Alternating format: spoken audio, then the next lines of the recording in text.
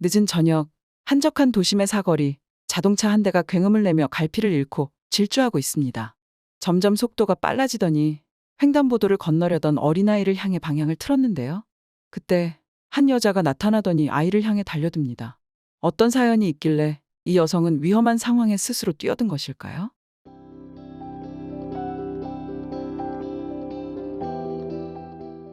안녕하세요. 저는 미국인 제임스라고 합니다. 저희는 5년의 긴 연애를 마치고 결혼한 행복한 신혼부부였습니다. 긴 기다림 끝에 결실을 맺은 부부였기에 그 누구보다도 결혼 생활에 대한 감사함이 컸어요. 저의 아내는 꽃집을 운영하고 있었습니다. 아내의 꽃가게는 저희 회사와 가까운 곳에 있었기에 저는 퇴근을 하고 나면 항상 아내의 가게에 들렸습니다. 아내 혼자 하기는 힘든 가게 정리를 도와주기 위해서였죠. 함께 집으로 돌아가면서 그날 하루 있었던 일을 이야기하며 즐거운 시간을 보내는 게 너무나 행복했어요. 아내는 한 번도 힘들다고 투덜거리는 적이 없었어요. 늘 성실하게 일했기에 단골 손님도 많고 가게 주변 상인들에게도 인기가 많았어요. 그렇게 행복하던 순간이 불행으로 변한 건 한순간이었습니다. 그날은 이상하게 업무가 꼬이는 부분이 많아서 퇴근이 늦어졌어요. 저는 아내에게 전화를 해서 조금만 기다려 달라고 이야기했죠. 아내는 힘들어서 어떡하냐며 오히려 저를 걱정했습니다. 저는 서둘러 일을 마무리 짓고 회사를 나섰어요. 아내의 가게 쪽으로 걷고 있었는데 제 곁으로 앰뷸런스가 연달아 지나가는 것이었습니다. 저는 불안함이 온몸을 스치고 지나감을 느꼈어요. 걸음을 재촉하여 가던 그 순간 전화벨이 울렸습니다. 하루에도 여러 번 걸려오던 아내의 전화번호였지만 너무나도 낯선 느낌에 손을 떨며 전화를 받았어요. 모르는 목소리가 다급하게 이야기하기 시작했습니다. 에이미 씨 남편분 되시나요? 지금 교통사고가 나서 응급실로 이송하니 도착할 병원으로 빨리 오세요. 저는 그 자리에 주저앉아 버렸습니다. 다리가 풀리고 아무 말도 나오질 않았어요. 그렇게 오열하며 이성을 잃어가고 있을 때 아내와 같은 상가 주민들이 저를 보고는 진정시키며 차에 태웠습니다. 병원까지 데려다 준다고 하면서요. 그렇게 정신없이 병원에 도착했고 누워있는 아내를 보았어요. 너무나 처참한 모습이어서 저는 숨도 쉴 수 없을 만큼 괴로웠습니다. 의사는 차가운 말투로 아내의 상태에 대해 말해주었어요. 음주운전 차량에 치이는 사고였고 호흡이 오랫동안 정지되어 있어서 뇌사 가능성이 높다고 했습니다. 하늘이 무너진다는 표현으론 부족할 만큼 저의 전부가 빼앗기는 느낌이었어요. 그대로 아내는 여러 검사와 힘든 수술 등 고통스러운 순간을 맞이해야 했습니다. 검사 결과 뇌사 소견이 나왔고 저는 너무나 절망적인 이야기를 듣고야 말았는데요. 저의 아내는 임신 중이었다고 하더군요. 아직 초기였는데 사고로 인해서 유산을 하게 되어 수술까지 마친 상태라고 했어요. 몇 시간 전 아내에게 걸려왔던 전화가 생각났어요.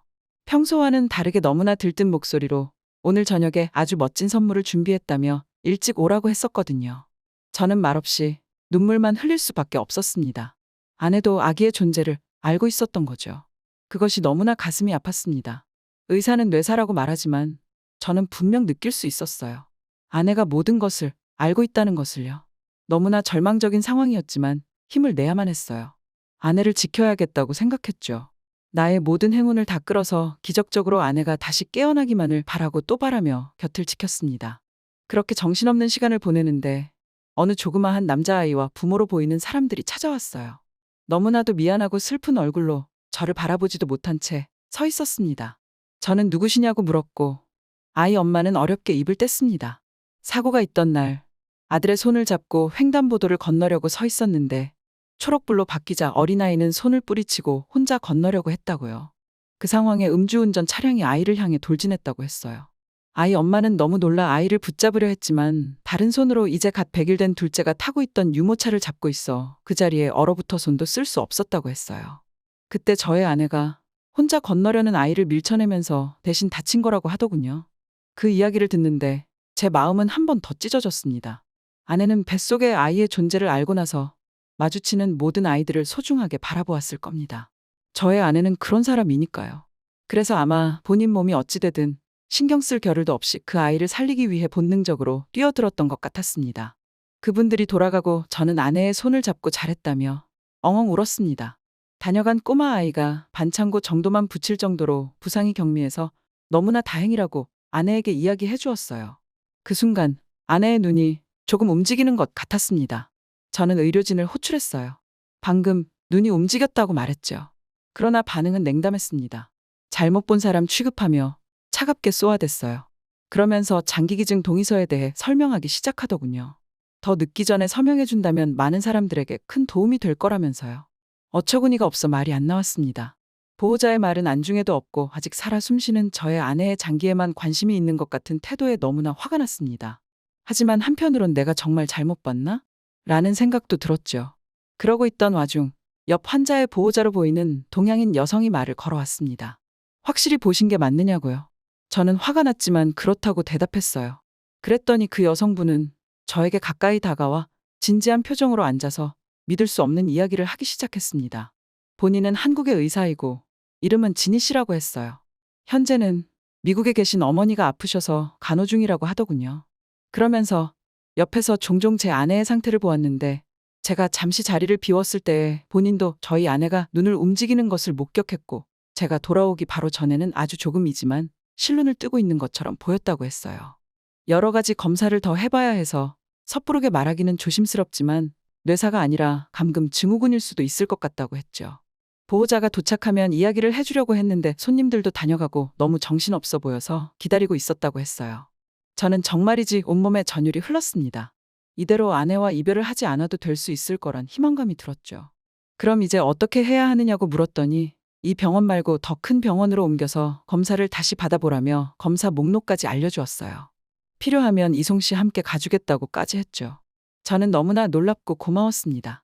저희와 아무런 인연도 없는 사람이 이렇게까지 적극적으로 도와준다는 건 미국에서는 상상도 할 수 없는 일이거든요.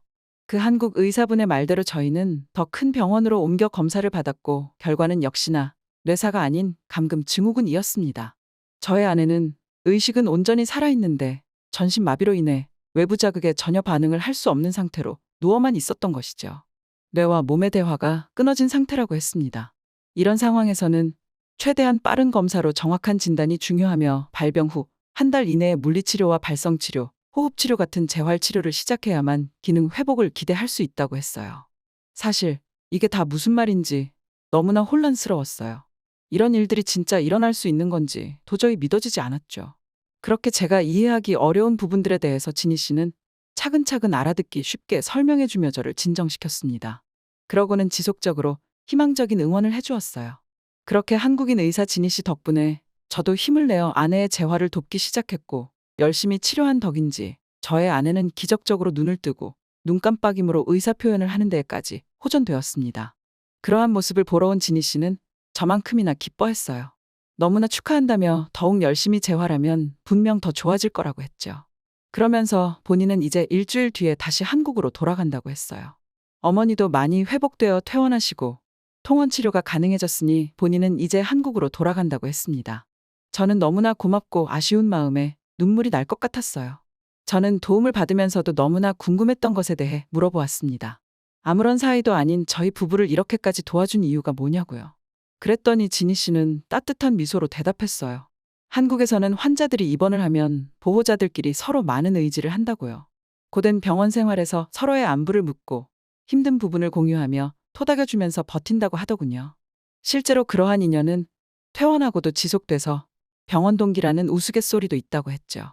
어떻게 보면 본인의 어머니와 저의 아내는 병원 동기인 셈이니 남일이라고 지나칠 수 없었다고 했습니다. 무엇보다 본인은 의사이기 때문에 환자의 상태에 적절한 치료를 받을 수 있도록 돕는 일은 때와 장소를 가리지 않고 해야 할 의사로서의 소임이라고 생각한다고 했어요. 참 놀라웠습니다. 미국에서는 서로의 사생활에 관심 갖는다는 것은 이상한 사람 취급받기 딱 좋기 때문이죠. 그렇게 고마운 지니 씨는 한국으로 돌아갔지만 저는 그때부터 한국에 대한 관심이 커졌고 한국 의료 시스템이 세계에서 인정할 정도로 발전해 있다는 사실도 알게 되었습니다. 그리고 지니 씨는 인터넷에서 검색만 하면 기사가 쏟아져 나올 정도로 유능한 의사였더라고요. 아내의 사고는 너무나 절망적인 일이었지만 지니 씨를 만난 것은 정말이지 큰 행운인 것 같았습니다. 저의 아내는 사고 전만큼 건강한 몸을 되찾기란 힘들 거예요. 여러 가지 후유증도 남겠죠. 하지만 저는 제 곁에 살아있음에 감사합니다. 아내가 많이 호전되어 한국으로 함께 여행할 수 있는 날이 오길 바라며 오늘도 힘을 내어봅니다. 지금까지 제임스 씨가 보내주신 사연에 대해 소개해드렸는데요. 어떻게 보셨나요? 여러분들의 의견을 댓글로 남겨주세요. 지구촌 토픽에서는 여러분의 사연을 기다리고 있습니다. 시청해주셔서 감사합니다. 구독과 좋아요는 큰 힘이 됩니다.